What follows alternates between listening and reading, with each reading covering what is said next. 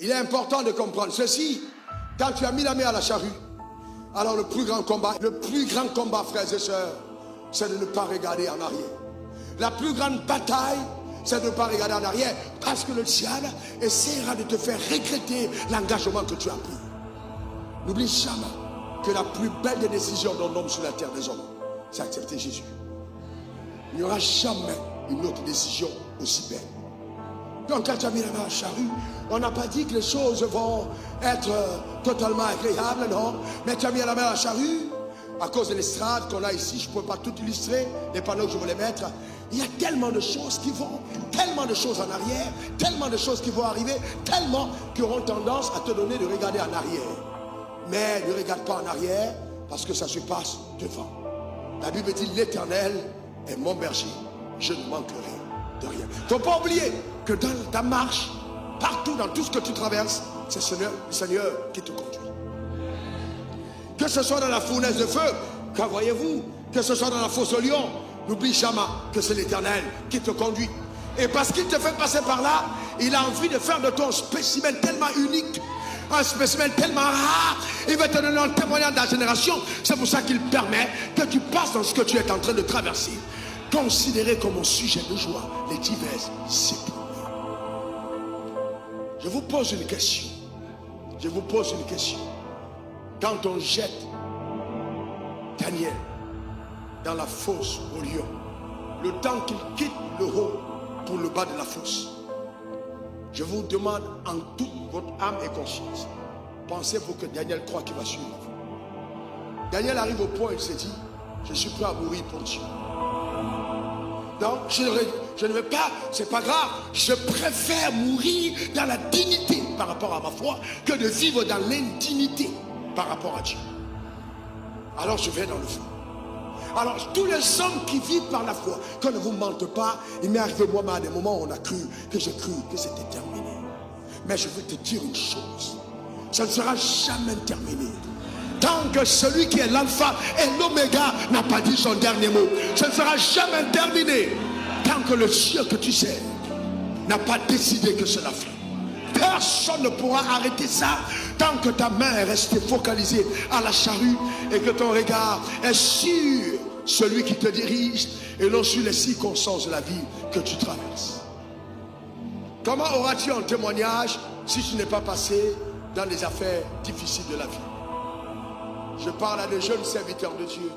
Aujourd'hui, nous voulons avoir des choses incroyables dans notre ministère. Mais nous ne sommes pas prêts à payer le prix, voyez-vous, d'une histoire vraie avec Dieu, une histoire authentique. Je me tiens devant l'église, je me tiens devant toute cette communauté, devant les caméras, et je vous dis, depuis que je suis pasteur, je n'ai jamais demandé un centime à quiconque. Et j'ai touché 15 000 pendant 2 ans. Dieu est mon témoin vivant, jamais demandé. Et à cette époque-là, je seul sais quelle était la valeur d'un billet de banque. Je mangeais 125 francs par jour. Je dis 125 francs par jour. On tourne au dos, aller manger 125 francs par jour. Ce que je vous dis est authentique. Il y a des jours où il n'y avait pas ces 125 francs. Ce n'était pas un problème.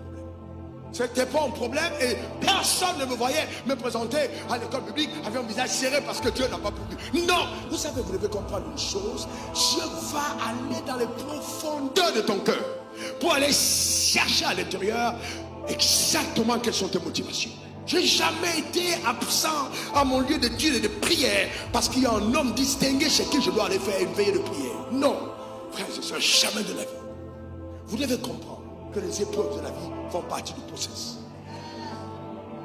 Et que pendant que vous êtes en train d'aller dans ces épreuves, le diable sait tellement bien ce que les épreuves ont produit comme résultat qu'il est prêt à te donner à chaque escale un raccourci de sortie, exit, afin que tu sois du boulevard de la foi et que tu commences à aller sur la piste du doute. Mais ce n'est pas parce que tu es dans la piste du doute que tu manques de tout. On peut tout avoir à la piste du doute. Parce qu'à la piste du doute, le diable a un ravitaillement pour te faire sortir du couloir de ta destinée. Il peut envoyer des gens vers toi. Je te garantis. Je ne peux pas vous dire combien de fois les gens sont venus me voir. Pasteur, pasteur, pasteur. Eh bien oui, Dieu va te tester. Considérez comme un sujet du jour. Et Jésus a dit, voyez-vous, un homme est venu le voir et dit, Seigneur, je te suivais partout. Laisse-moi aller enterrer mon père. Le Seigneur lui dit, les oiseaux ont des nids, les renards ont des tanières, mais le Fils de l'homme n'a pas où poser sa tête. Alors quand il dit ça, les renards ont des tanières, les oiseaux ont des nids. Qu'est-ce que l'oiseau fait dans le nid? L'oiseau se reproduit dans le nid. Qu'est-ce que le renard fait dans les tanières? Le renard met bas dans les tanières. Mais il dit, le Fils de l'homme n'a pas où reposer sa tête. En d'autres termes, je n'ai pas pris de femme. Et toute personne qui m'accepte devient la personne par laquelle je me reproduis. C'est-à-dire que quand tu acceptes Christ, non seulement tu vis Christ, mais tu commences à reproduire le prototype de la vie en Dieu. Donc parce que Dieu, c'est en toi qu'il va venir se déposer et commencer à faire germer seules les choses qu'il est capable de faire. Et c'est ce que j'appelle des miracles rares. Je veux que tu vives l'authentique. Je refuse que tu vives la photocopie. Je veux que tu vives l'authentique. Les choses que seul Dieu est capable d'accomplir, je les appelle à démonstration dans ta vie au nom suprême de Jésus. Des miracles rares. Simplement je reçois.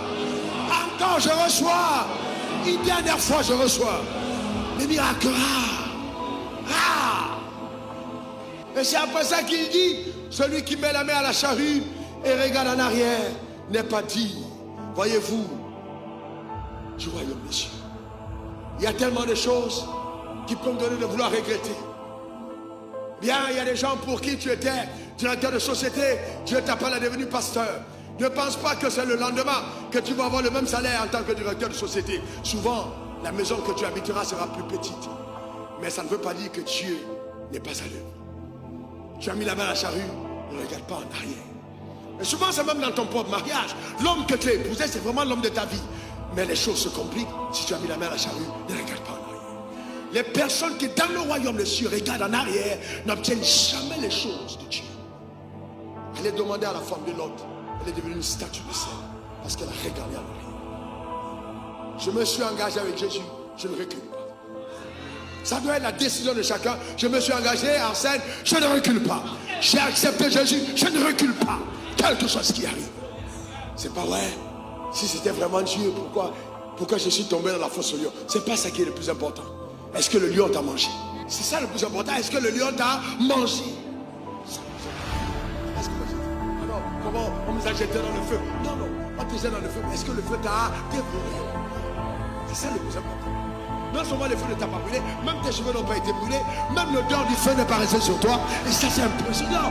Parce que la protection de Dieu est extrême. Extrême. Si Dieu te laisse être blessé, c'est que ta cicatrice va servir à sa gloire.